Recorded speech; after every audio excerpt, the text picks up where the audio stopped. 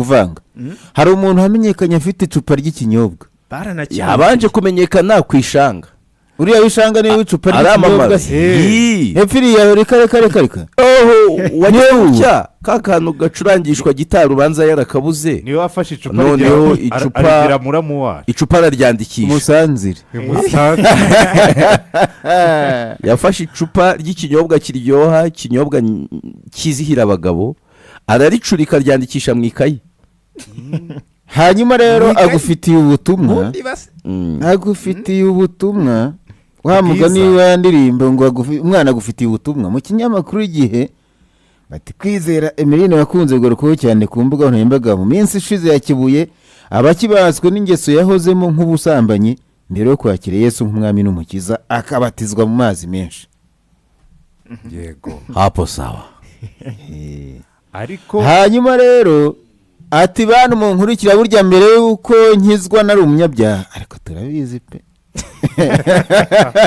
ibyo turabizi kuduha amakuru mashya arabyemerera ariko ati mbere ntarakizwa nari imbata y'ibyaha byinshi tirana umusambanyi nankwaga inzoga ibiyobyabwenge ubusinzi n'izindi kabutindi zose ati n'abantu ubutumwa nasigaranye n'abantu mu kibaswe n'ibyo bintu namwe muvemo kuko nawe yavuyemo wacakiye akavideo kabyara afite akavideo keza wamushyize oya video ye oya pana yayindi se yabura utundi tu video twiza video yavuga aya magana mutwereka inyuguti umukono wa Emi ni mwiza nibura ibyo abiri batwerekaga umukono wa Emi mutegetse hize kunoza umukono turabizi ni sawa tunamusuhuze Emi Kinege hanyuma ariko mbibutsa ko uyu munsi ari kuwa gatanu munsi ni kuwa gatanu nta bintu by'ubwenge dufite maze rero oya turaza kubigira ibiyobyabwenge ntarakizwa nari imbata y'ibyaha byinshi ubusambanyi kunywa inzoga ibiyobyabwenge kujya mu tubari ubusinzi ibintu byinshi ariko nyine Kristo aza guhindura ubuzima bwanjye rero ndashima Kristo yahinduye ubuzima bwanjye ubu ngubu nyine nkaba ndi icyaremwe gishya ubu ngubu nyine nkaba ndi umwana w'Imana nkaba ndi umuragwa w'ijuru kaba ariko mbivuga ikintu rero nifuje kubasharinga nanabwira abantu bataramenya Kristo wowe ushobora kuba kambivuge gutya wowe ushobora kuba ufite addiction runaka cyangwa se ugifite ikintu kikubase ikintu nakubwira nuko ushobora kuba ufite addiction y'ibintu byinshi ese yaba ari ubusambanyi ese yaba ari ibiyobyabwenge ese yaba ari masturbation ese yaba ari homosexuality bya bindi byose nyine wagerageje kureka ukavuga ati none hahandi nyine urambiye ibintu ukavuga ngo none ibi bintu ndumva birambiwe kuko hari ahantu ugera nyine ugakora ibintu ukahita uvuga ati aho kabisa mbaye imbwa nyine ugakora ibintu nawe ubwawe ukajya wibaza ukavuga se uyu ni njye cyangwa njyewe nakunze courage y'uyu mukobwa ibyo yakoraga na mbere nabyo byabaga birimo courage ariko iganishije ahantu hatari heza nyuma umurava na morali yari afite mu bibi amera nka Sawuli Imana yarebye ikavuga ati umurava ufite n'ukuntu wayobye Sawuli urandenganyiriza iki ati koresha wa murava noneho muri metanoia hariya bundi habaye cyitwa metanoia ihinduka ry'ikitaraganya ry'icyerekezo urumva umuntu wajyaga Nyabugogo yagera yakundagara agahita ahindukira agahita ajya ruguru wari urukware kwa rasta urumva ibyabaye kuri uyu mukobwa nubwo bwose kari akanyafu ka leta kabijemo buriya niko kamugiriye neza banamukoza hariya ihuye babanza kumukamuramo ibyatuma adatekereza nk'uko atekereza ubu urumva aba clean aho uyu mukobwa nubwo bwose akiri muri biriya bintu bishyushye byo gutwika byo kugira ute no kubatwa kuko yari kuvuga ikintu cya addiction kandi addiction ni ikintu gikomeye mu mabi yose waba urimo mu byo waba ukora byose buri nyine warabaswe sinibuka niba yavuze ko yari yarabaswe ariko yari ari mu byaha yabivuzeho yego noneho ibyo yabatiwemo Imana imukubita akanyafu ko kumwigarurira nka kamwe nyine yakubise Sawuli. Buriya videwo ziyo zitajya hanze ngo abantu babone ko ari ruharwa. Ubu ngubu yari kugumya kwihisha mu bintu. Ni umwe mu bantu boroherwa no kubohoka akavuga ati nari umusambanyi. Nageze aho mva no ku bantu ngira n'utundi dukoresho nikoreshereza. urumva ntabyo yavuze ariko turabizi. wenda ayo ni amakuru ufite ariko yavuze ati naraga mu bintu byinshi ibyo muzi n'ibyo mutazi. kariya wakabara nk'ingaruka z'ibiyobyabwenge. kariya kantu ntikaryoha ntikakugira addiction. ariko reka mbabwire ntikakugira addiction. ntabwo nshaka kumushyiriraho kuko ahantu banza bature ko Yesu ari umwami d'abord. Yesu ni umwami afande. hanyuma buriya abandi bakobwa benshi bari mu bintu buriya ni ukuri ko bagenzi be nibarebereho kuba igikoresho cyiza cyo kuhindura abantu. ariko kandi iyo atajya imihanda ngo abantu bamwote bamubone ntabwo yari kuba ari gukora akazi nk'aka ngaka. cyangwa isomo nakigira kuri Emeline ntabwo riri mu byo avuga kuko nta n'igihamya umuntu afite cy'uko uretse kuba byivugira yahindutse. kuko biriya bintu ubwabyo ni bibi, ni ibintu byashyira iherezo kuwo uriwe n'urota kuba we. umuntu ashobora no guhindura formule.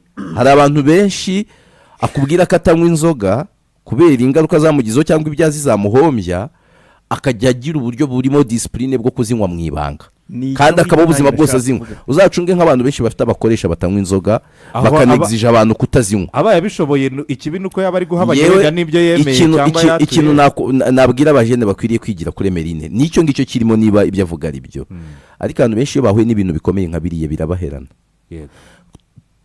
kubawusinga back umuntu akaba yakongera kugira ibintu akora bimufasha kubaho, ukabona ko yakongera akaba muzima yatanga umusaruro. abantu benshi yahuye na skandale nk'iriya ntibikunda aba yagiye. ariko Emeline urabona ko yabonye ubwihisho bwiza bwo muri Yesu.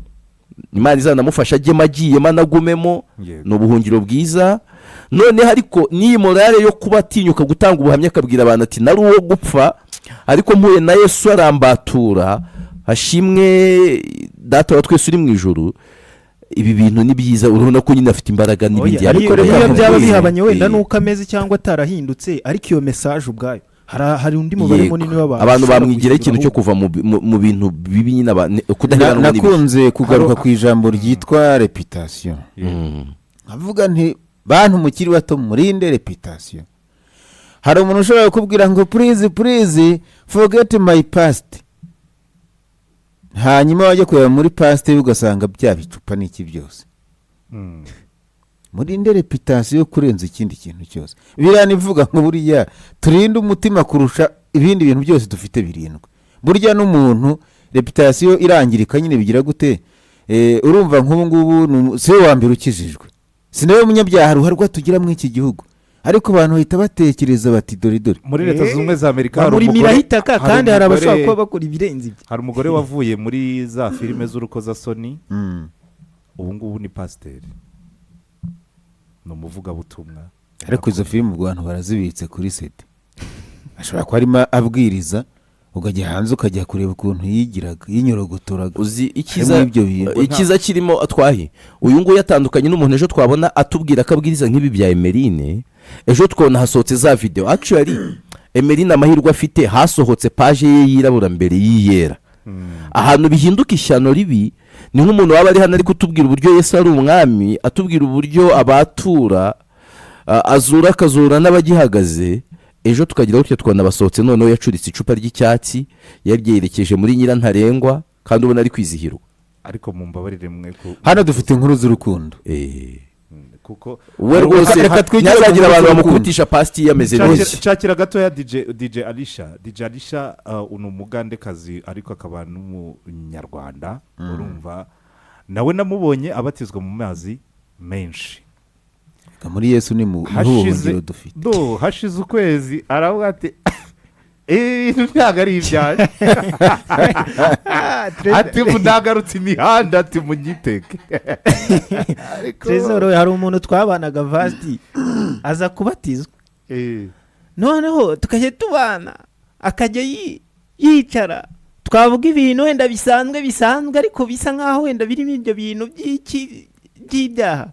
akavuga ngo aha ngo reka da ngo Ego ko uvuze ute DJ Alisha urabyibuka ejo bundi muri ariko ndabona umukobwa nanjye muri Tour muza du batise Rwanda ni muri Tour du Rwanda cyangwa bya UCI ubanza ari oya ni vuba aha nta video uzi ya trendinze Gisenyi umwana aza kubabyinira wowe abatamo ntayo nabonye ndumva nyibutse iyo simba ibagamo cyane urumva hanyuma ugahita ubona iyo verisiyo irahabanye kandi yabanje muri biriya arangije aravuga ati numvise ijwi ry'Imana rimpamagara wamubonye ajya mu mazi menshi arabatizwa nyuma y'ukwezi ntabwo biri kuvamo kariya nanjye nshaka kuzayajyamo ariko kondisiyo ni uko nzayanyuzwamo na Antoine Rutayisire nta wundi muntu uzambatiza niwe nshaka babanze baguhe izo ko ari ritayadisi ntabwo bikunda azabigarukamo ambatize wabone kuri tayaringi